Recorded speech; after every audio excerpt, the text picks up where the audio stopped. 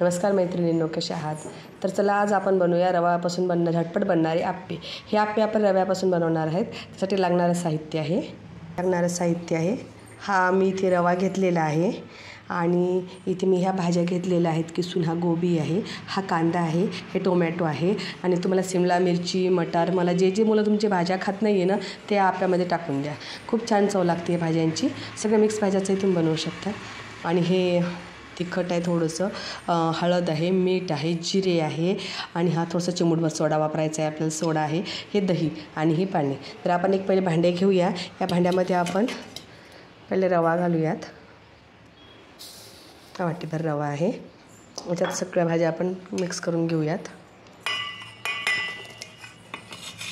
गोबी, tomato, कांदा हे सगळं घेऊयात आपण।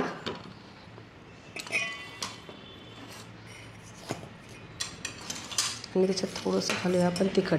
मी हे मुलीसाठी बनवत आहे त्याच्यामुळे थोडं तिखटाचं प्रमाण थोडं कमी घेत आहे। तुम्हाला हिरवी मिरची घालायची तरी घालू शकता। मी ही मुलीसाठी बनवत आहे त्याच्यामुळे थोडंसं मी लाल तिखट वापरत आहे। आणि जिरे, चवीनुसार मीठ, थोडीशी हळद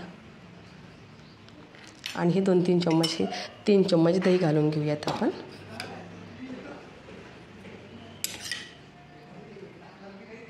तर हे पाणी घालून याला मिक्स करून घेऊयात आणि नंतर सोडा घालूयात वरून। हे बघा आता हे मिक्स झालेलं आहे। त्यात घालूया आपण चिमूटभर हा सोडा आहे। सोड्याचं प्रमाण थोडंसं कमी ठेवा, जास्त नको हे करू। आणि आता आपण चला आप्पे पात्राला थोडंसं तेल लावून घेऊया आणि ते गरम करायला ठेवलेलं आहे। बघू त्यात हे बघा असं आपण आप्पे पात्राला तेल लावलेलं आहे। त्यात थोडंसं जिरं घालूया। फुललेलं जिरं छान टेस्ट देतं त्याच्यात। तर त्यात आपण आप्याचं जे मिश्रण केलेलं आहे ना ते टाकूया आपण याच्यामध्ये।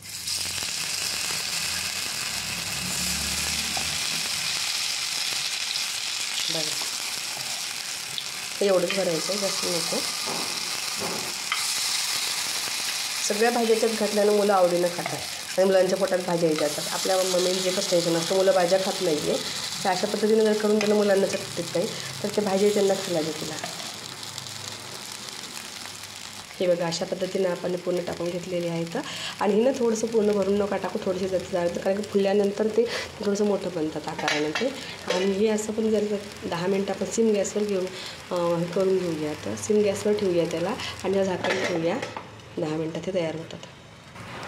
हे बघा आपले आप्पे छान होत आलेले आहेत। थोडंसं वरून तेल घालूया आपण याच्यावर आणि याला पलटून घेऊया। पलटून असेच भाजून घेऊयात आपण हे पण।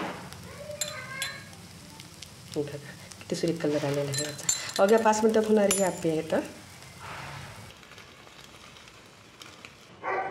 हे बघा मैत्रिणी तयार आहेत आपले अवघ्या 10 मिनटात होणारे रव्याचे आप्पे।